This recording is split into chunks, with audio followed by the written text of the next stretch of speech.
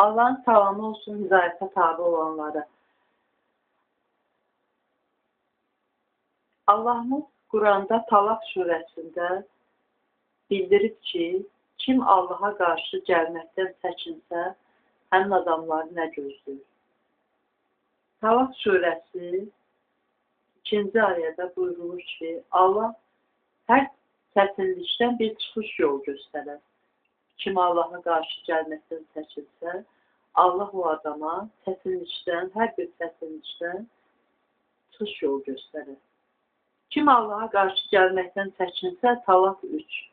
Allah onu heç ummadığı yerdən rızıqlandırır. Yəni ona ruzilər verir. 4-cü ayədə Talaq surəsində kim Allah'a qarşı gəlməkdən çəkinsə, Allahımız buyurur ki, Allah ona işində asanlıq verir. Kim Allah'a qarşı gəlməkdən çəkinsə, Allah onun günahlarını örtər, bağışlayır. Allah onun mükafatını artırır.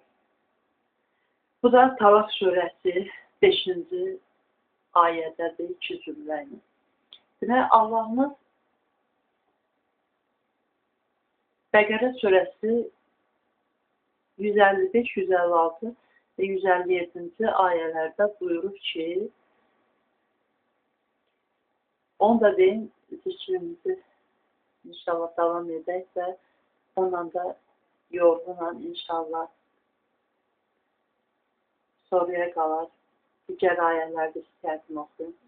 Allahımız Quranda buyurur ki, Bəqərə surəsində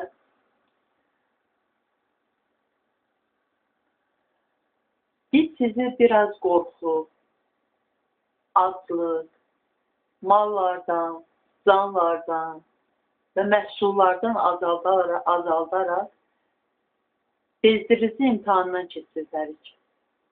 Bəzi tərcümələrdə bezdirici söz var, bəzilərində isə imtihandan keçirdərik. Bundan qaçış yoxdur. Səbr edənləri Allahımız buyurur ki, müjdələ. O kəslər ki, başlarına bir müsibət gəldiyi zaman bizi Allah yaradır. Allah'a da qaytarılacaq söylərlər.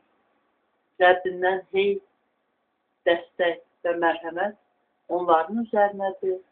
Doğru yolda olanlar da onlar. Bizi Allah yaradır. Allah'a da qaytarılacaq. Bizi Allah yaradır. Mən dərk eləməyə çalışıram. Yəni, belə deyib, bilirəm dediyimi. Ancaq adam dediyini yaşamalıdır. Bizi Allah yaradır. Allah'a da qaytarılacaq. Allah'a da qaytarılacaq. Sağ olun. Unutmayaq, Allah'a qaytarılacaq. Haqq hesabını çəkəcək Allah.